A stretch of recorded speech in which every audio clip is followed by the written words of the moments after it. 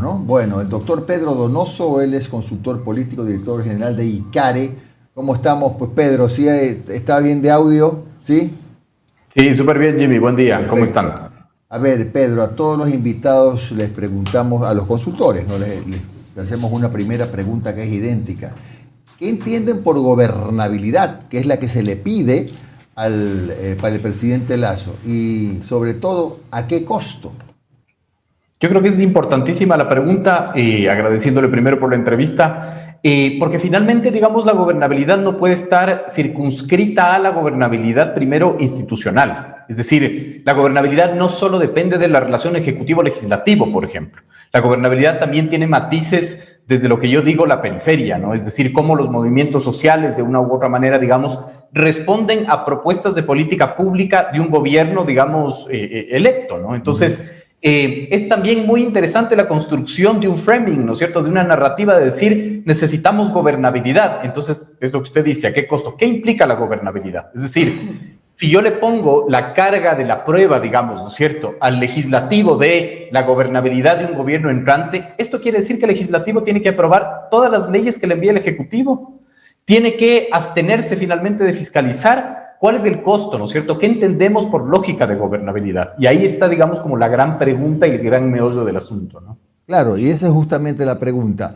La gobernabilidad significa que logre mantener o logre tener una sólida mayoría, aunque sea hecha a retazos, porque lo que se está viendo ahora, doctor Donoso, cuando son especulaciones, es que se va a formar una, o se puede formar una mayoría, pero sacando un poquito de aquí, un poquito de acá, un poquito de acá, y va a ser una mayoría tan diversa que no sé si eso le dé gobernabilidad o más bien puede convertir al gobierno en una especie de rehén de los que le dan gobernabilidad.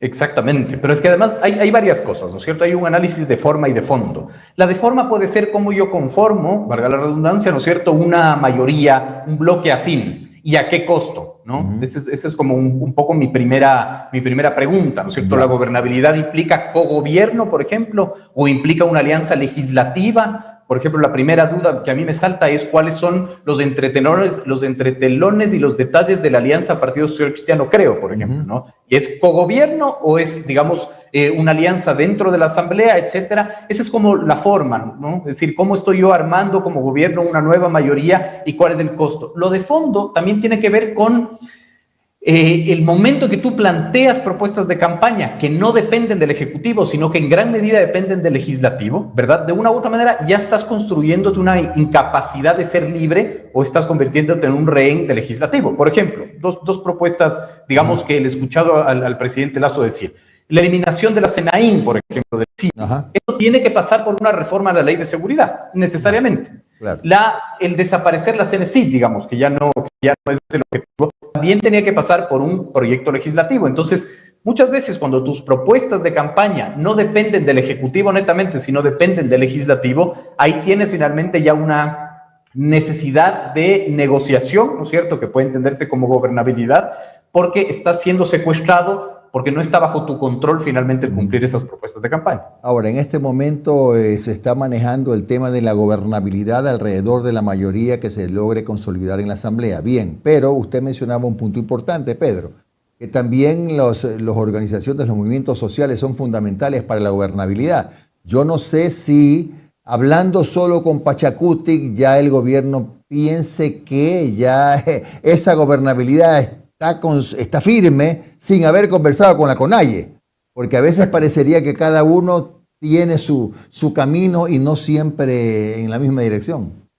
Es que partimos finalmente por el equivocado razonamiento en el Ecuador de que homogeneizamos al otro, ¿no? Es decir, que el movimiento indígena es igualito todos y todos piensan igual. No es así finalmente, ¿no es cierto? El movimiento indígena es una diversidad y tiene una diversidad interna de visiones, de organizaciones, geográfica. Entonces, no necesariamente si tú llegas a un acuerdo con Pachacutic, estás llegando a un acuerdo con la CONAIE. No necesariamente si llegas a un acuerdo con la CONAIE, estás llegando a un acuerdo con la Ecuarunari, me invento, Así es. ¿no? Pongo por ejemplo. Entonces, claro, ese es el tema finalmente, ¿no? La lógica de la gobernabilidad desde lo institucional y la lógica de la gobernabilidad desde la periferia también, que son de una u otra manera o que pasan finalmente por aplicar políticas públicas. Y aquí hay un tema súper interesante, que es uno puede cobijarse bajo la bandera del encuentro, ¿no es cierto? El Ecuador del encuentro es un eslogan bonito, pero cuando el encuentro se debe transformar en planes, programas, proyectos, presupuestos, normas, designaciones, esa ya es otra cosa, ¿no? Entonces, finalmente, digamos, tiene que haber una lógica y un baño de realidad de lo que se viene para entender, ¿no es cierto?, lo que podemos nosotros colegir como gobernabilidad. Doctor, ¿cómo está? Omar Jaén le saluda. Doctor, justamente sobre eso, a ver, un baño de realidad. A ver, viene el asambleísta electo por Creo, señor Jiménez, confirma que hay negociaciones entre el bloque de Creo, el oficialismo y el movimiento UNES. Sale ayer Jaime Durán Barba en una entrevista en El Universo a decir, bueno, si hay correístas que quieren apoyar, que vengan. Y si hay socialcristianos que no quieren ayudar, que se vayan. Esto ha motivado que cierta parte del electorado de Lasso dijera, a ver, nosotros no te vamos a tolerar un solo correísta en el gobierno. Es más, a la nueva ministra de Educación hay sectores que ya están pidiendo que ni siquiera posesionada ya la destituyan, porque tuvo un cargo en el gobierno de Rafael Correa. ¿Usted cree que hay la suficiente madurez política en la base fuerte del electorado de Guillermo Lasso como para aceptar que puede haber acercamientos con el correísmo? Bueno, primero, Omar, feliz cumpleaños. Ya me enteré que es su cumpleaños, doctor. Número me hacen 62. Me hacen la foca aquí. Me dijeron número 62. Me dijeron, oiga. Es un honor entrar al grupo de los 30 recién. Es un honor. Qué mentiroso. Respondiendo a su pregunta, Omar. A ver, primero, yo creo que aquí hay un tema muy conceptual, quizás muy denso para entender, pero que yo lo voy sosteniendo. El problema, ¿no es cierto?, de Lasso es que él acarrea sobre sus hombros el anticorreísmo. Y el anticorreísmo, ¿no es cierto?, es un fenómeno tan variopinto que involucra que haya tensiones internas. Es decir, no es tan fácil gobernar desde una visión, digamos, en donde lo que te unía finalmente es quizás una posición contraria a un proyecto político o incluso a sus propios intereses. En el anticorreísmo también convergen un montón de sectores contrarios entre sí. Lo vimos, por ejemplo, cuando el presidente electo anuncia la entrada a la Alianza del Pacífico, algunas cámaras de comercio de ciertas provincias, digamos, ya se preocupan porque no están de acuerdo. Entonces, ese va a ser un quiebre, ¿no? Y claro, la lógica de llevar o que este, digamos, ciclón esquizofrénico del correísmo y el anticorreísmo te lleve a absurdos como esta persona colaboró en cierto gobierno, por lo tanto tiene que ser vetada, yo creo que es uno de los frentes que va a tener que administrar bien desde la política y desde lo político Lasso. Cómo eso se transforme finalmente en lo que decía yo, ¿no es cierto? Planes, programas y proyectos que ya es en verdad lo que pesa, ¿no es cierto? Más allá del chisme, más allá de me dijeron o te dije, ahí está, digamos, para mí el problema, ¿no es cierto? Ahí está el cómo yo, por ejemplo, tomo una decisión que sé que va a afectar a una parte de mi electorado, pero yo tengo que sopesar si ese electorado tiene más peso político para mí, ¿no es cierto? O tengo un costo político mucho mayor en ese sentido, ¿no? Entonces, claro, no sé si exista o no madurez, no sé si se trata de eso finalmente, si no se va a tratar de hacer una lógica de priorización, porque gobernar es priorizar finalmente, ¿no? El tema es qué voy yo a priorizar. A ver, Pedro, ¿cómo sostener, cómo manejar un buen gobierno cuando usted revisa las cifras de la caja fiscal y encuentra que hay un déficit, según el ministro Pozo, que creo que se quedó corto, casi 4.000 millones de dólares solamente para este año? Para mí que se quedó corto. La deuda externa, que todavía hay pues discusiones si son 65, son 68, 70 millones de dólares, pero es un dineral. Las recaudaciones por 1.500 razones, entre ellas la más poderosa, la pandemia, bajas. A pesar del incremento del precio del petróleo, la producción es tan baja que tampoco se siente. Bueno, no es que quiero desear, yo le deseo un buen gobierno a Lasso, porque si a él le va bien, nos va bien a todos. Pero ¿cómo en un entorno tan negativo como el que le espera una vez que termine el gobierno de Moreno? Es un reto gigantesco, creo yo. Es decir, porque además yo sostenía en un artículo que recién se publicó, ¿no es cierto?, que es difícil la lógica del margen de gobernabilidad y del capital político, ¿no es cierto? Cuando yo digo margen de gobernabilidad, o sea, siento yo, viendo por ejemplo lo de Colombia, ¿no es cierto?, que los gobiernos que quieran hacer ajustes económicos, justificados o no, no van a tener tanto margen en lo político y social para hacerlo. Y los gobiernos que quieran hacer finalmente un gobierno con lógicas de asistencia social, por ejemplo, entrega de bonos, tampoco lo van a lograr porque hay una realidad económica. Entonces el margen, tanto en lo político, social como en lo económico, es muy, muy bajo, ¿no es cierto? Y eso complejiza mucho la lógica de poder cumplir, ¿no es cierto?, las propuestas de campaña o sobre todo la gobernabilidad.